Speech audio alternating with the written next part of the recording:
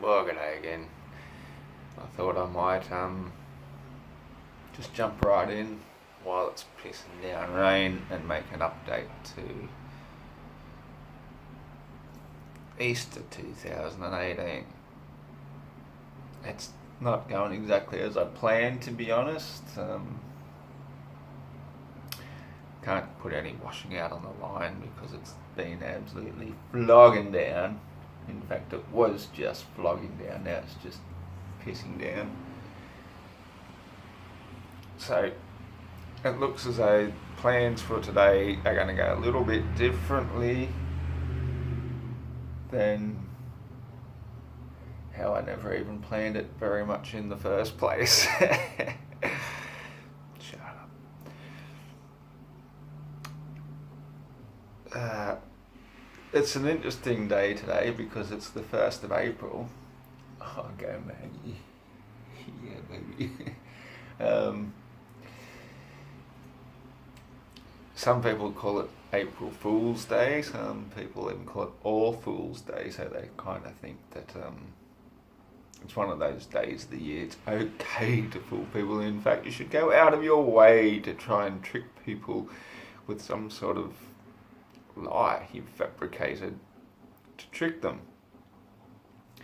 And as it turns out, it's the anniversary of when I first published, well, I don't know if it was the first, but when I best published the song Spinning Ball Earth Magic, done to the tune of Dream of Californication.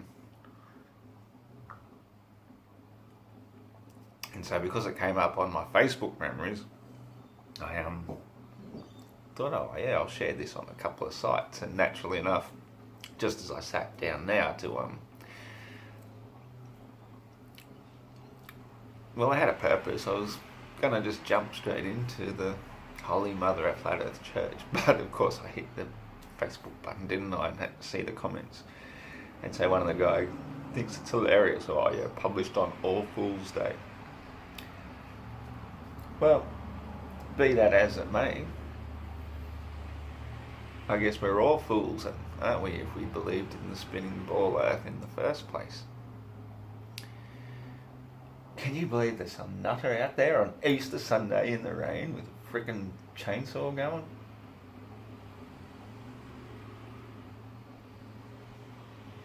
Anyway, I actually did come to pray. So yeah, believe it or not, I'm not a Bible basher type person. I'm a spiritual type person. And I grew up with the Catholic tradition. And I believe in the power of prayer. It's not any different from the power of positive thinking. It's all one and the same. If you focus your energies onto anything you want, you can make it happen. Which is why people who believe in the power of prayer are just as legitimate as the people who believe in the power of positive thinking, as the people who take a placebo thinking that that's going to be the pill to cure the illness. It works just as well. Everything is due to the power of belief, what you hold within. And with that in mind, I actually want to pray. But I'm not just going to pray. I'm going to sing. I'm going to sing the most beautiful prayer that has ever been gifted to mankind. And I've got no idea how I'm going to do this. I've been thinking of like 3 or 4 different versions of how to do it. I'm just going to do it how it comes out. So here we go. Merry Christmas and Happy Ishtar 2018.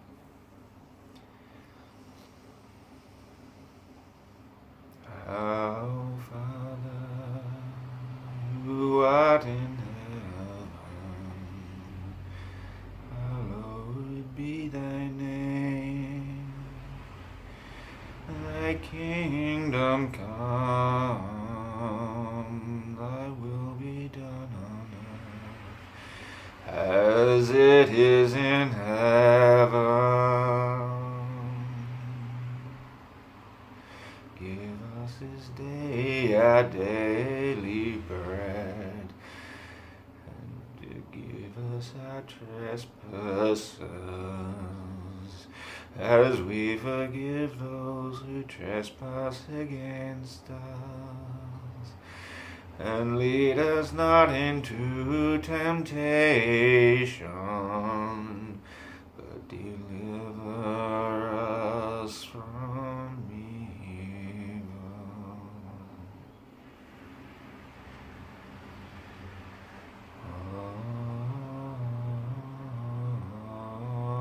Amen.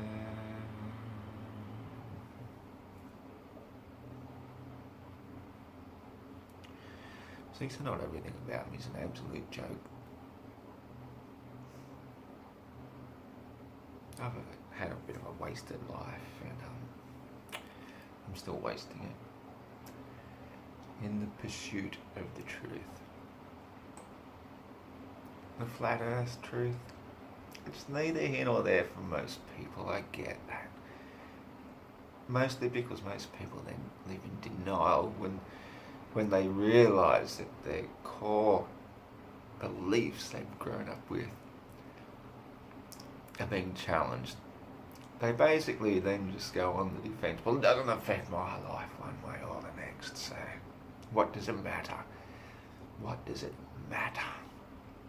Matter is a very powerful word.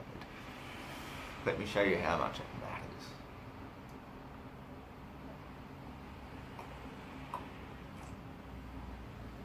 If you mind, it matters. If you don't mind, it doesn't matter. So what is to mind? To mind is to focus conscious attention on something, to think about it. Ask and you shall receive. Knock and it shall be yours. Boy, mate, can I have $50? Cheers. Thank you so much. You know who you are. To mind makes it matter. What is matter? Matter is obviously the physical universe we live within. It's the material. Some people think it doesn't matter. It's all in the spelling, isn't it? There's a lot to do with spelling, words, pronunciation, phonetics. Who were the Phoenicians? Who were the Magians? The magicians, the Essenes. What is essential? The Essenes were Magians, from Magi. There's so much hidden within our words, what we think and what we believe. And yes, the word lie is hidden right within the middle of the word believe, but so is the word live, live, evil if you look at it backwards. But to make believe, to make be alive, means to make whatever you think to be alive. That is the power. That is why you are here, right now. To make believe, to make the world what you want it to be. If you look out, wherever you look, wherever you are getting fed your spells, and that's the thing that's quite often got us trapped here, is we're not conscious of our spells. We're being programmed by your television programs. It's all programming. To deprogram, first of all you got to turn that television off. Don't touch that remote control. Hide it under the couch. Pull the cord out of the wall. It's basically, today, the flat screen is a black mirror. And you are scrying. You don't know it. You don't know it because when you sit there mesmerized by your black mirror,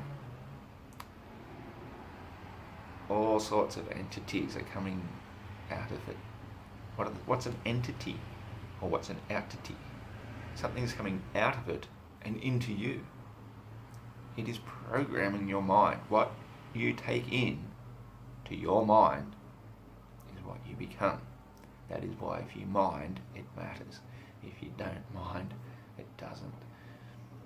You are physically making the world around you right now, right this instant. And you have the power invested in you from your higher self, from the soul of your soul, your creator, who wants you to be happy, who says, I want to live happy within you. You have the power to make this world as it should be, as you know it should be. If you are seeing war, what is war? Spell it backwards, it's raw. It's just like an uncut diamond, it's raw. You have the power to shape it, to turn it into something more than just destruction, than the most powerful stone to throw at other powerful stones. I mean, how long are we going to throw stones and sticks and sharpen sticks and sharpen stones and exploding stones and all sorts of shit at each other until we realise we want peace? Now, don't get me wrong, I've thought about this. Oh God, there's a beautiful flock.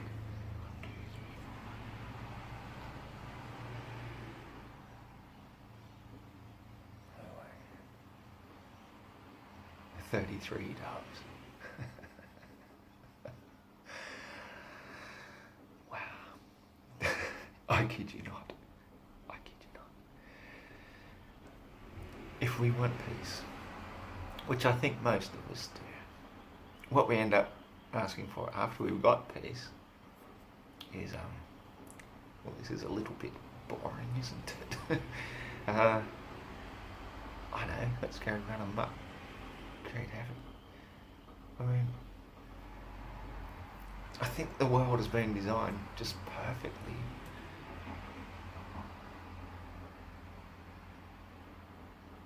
To create enough hardship to make it worthwhile living. I don't know. You think of certain societies like, say, pre-British invasion Australia, pre-British invasion America, pre-Spanish invasion America, pre-invasion of these cruel, heartless, gold-hungering, money-thirst, I don't know, I mean, what good is gold? What good is gold? I mean, I'm gonna have to shock you. I'm going to have to shock you because it shocks the heck out of me. And I think it needs to be told because until you know it, you don't know it. Columbus, when he discovered America, discovered a most beautiful, peaceful society. The people were just lovely, generous, honest, willing, wanting to do anything to help. And so when they got there, of course, they just wanted to find more gold. So what did they do? They put the natives to work mining gold for them. And when they weren't working hard enough, when one would come up and, a beautiful young man, he may have been 15-year-old, as an example, comes up with his basket and doesn't have enough gold for the day. You know what those Spaniards did? Rather than say, oh, well, go out and try a bit harder tomorrow, son. They made an example of him. They took their swords and they chopped both his hands off and tied them around his neck. So naturally, of course, he's going to go insane, bleeding to death. And everybody that will witness him suddenly lives in all this fear. Like, what the? What? How insane is that? Chop off somebody's hands and tie them around their neck so they can run themselves to death, giving a lesson to everybody else that this is what happens if you don't work hard enough. And this is the world we've inherited today. This is today's America. This is the modern society. Work hard or we'll chop your fucking hands off. Yeah, I get a bit irate about that. Even Mother Earth does too. Here comes a bit of rain.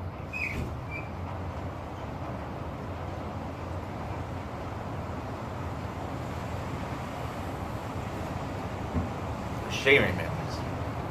Mother Earth forgets nothing. What we call the Akashic record is her memory. She is a living being. She is our mother. How much more wise is she than we? We are just little beings living within a beautiful, lush womb. This is what the Holy Mother of Flat Earth Church is all about. And while I do use the term flat earth, it still encompasses, everything is all encompassing. In fact, I'm even going to bring forward this image.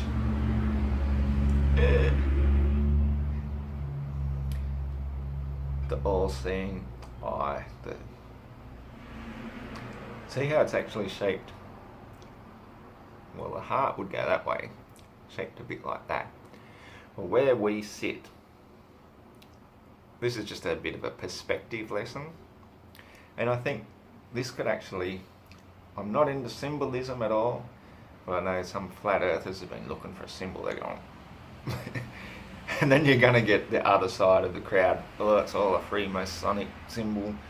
All symbols are Freemasonic, or they're all of the devil, all that sort of shit. Well, possibly, but if we're going to have a symbol of the Holy Mother of Flat Earth Church, this is the one I'm going to use, and for very specific reasons.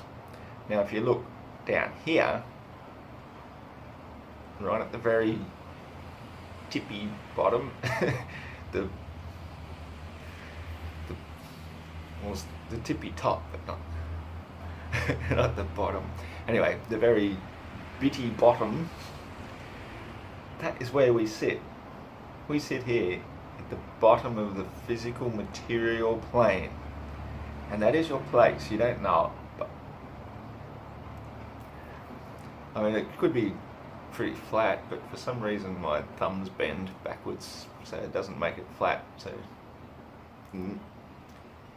oh, if we did make it into a heart, that's kind of where we were. But this is a lesson in perspective, because this is something that even a lot of my fellow flat earthians get a bit lost in when it comes to perspective, especially because they think the moon produces its own light, and they've seen angles of the sun down here with the moon up here, and it should never be able to make that angle, so therefore the moon's producing its own light. No, the moon is always projecting sunlight. It's not projecting, it's just being illuminated by the sun. And perspective, that's what this symbol is about. This is the perspective symbol. You're sitting down here. Now see those two thumbs going up to here. This point here, in fact, I'm inventing this term. I'm calling it the diamond perspective. That's your diamond, even though the Jews would have a diamond looking like that. Our flat earth diamond goes like this, and the diamond it's like a pyramid, very much so, pointing upwards there. In fact, let's get a bit of pyramid perspective into this. You can't see it in the daytime. Never mind. This is our perspective. Right there and there. Those 2 points from our perspective here on Earth, that is your horizon. That is what you see as your horizon, your cut-off point. Now around here I've got a lot of trees, so when you put some trees up into it, your cut-off point's here, but it's still no further than here. That's your trees, that's your tall buildings. In fact, the tall buildings will cut it off even further because they point back towards you. So this is how you look out into perspective. You're down here. As you're looking out, this rises up to eye level. That's your cut-off point. The sun, on the other hand, it's in a parallel line. It is actually going across your sky like this.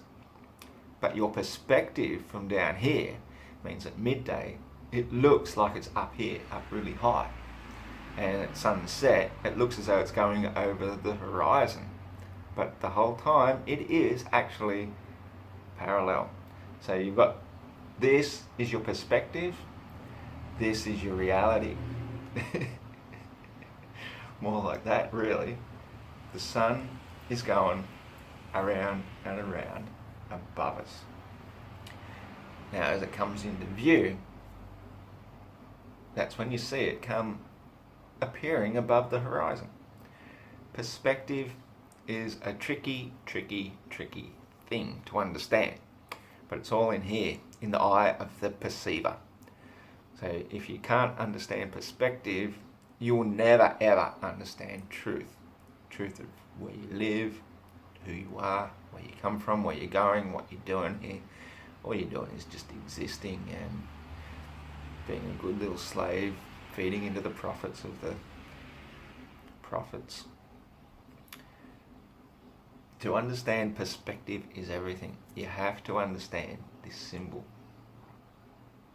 That symbol explains it all. The sun at the apex up here is always at that same height. But from you down here looking up at it, it appears higher. But it's not. It's always the same height as it goes around above us. Well, that's not exactly true. I will elaborate on that just slightly because it needs to be put in as well to understand the seasons. The way the seasons work is the sun moves up incrementally, as it's currently doing, until June 22nd.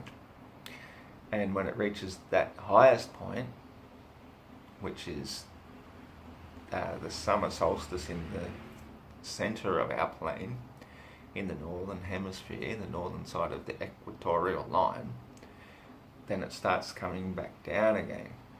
And what happens as it comes down, when it's always spinning around 24 hours every single day, which is why it's always overhead above you, at that point at midday, that's your midday point, what happens is, because it's also on the other side of a massive convex or concave, however you want to look at it, from one side it's convex, anyway, it's a dome, and it bends the light, and so as the light moves upwards, it concentrates towards the centre, which is why then the northern hemisphere gets its 24-hour day for a month or so, and this summer happens in the centre of the plane that we know and understand. And as it comes down, the light actually gets bent outwards and creates more and more sunlight in the southern side of it. Fortunately, there's enough ocean to take care of all the extra heat that is generated, unlike the north, which is mostly all landmass, which allows it to have its mild summer compared to what we get in the south. And that is how we get the seasons. The sun is always going around the equator. But from our perspective, this is the thing, it's so difficult to understand. From our perspective, down here on the flat, compared to where the sun is up here above this dome, and I'm pretty sure it's above, like, it doesn't look as though it's above, but again, all looks are perspective. And until we understand perspective 100%,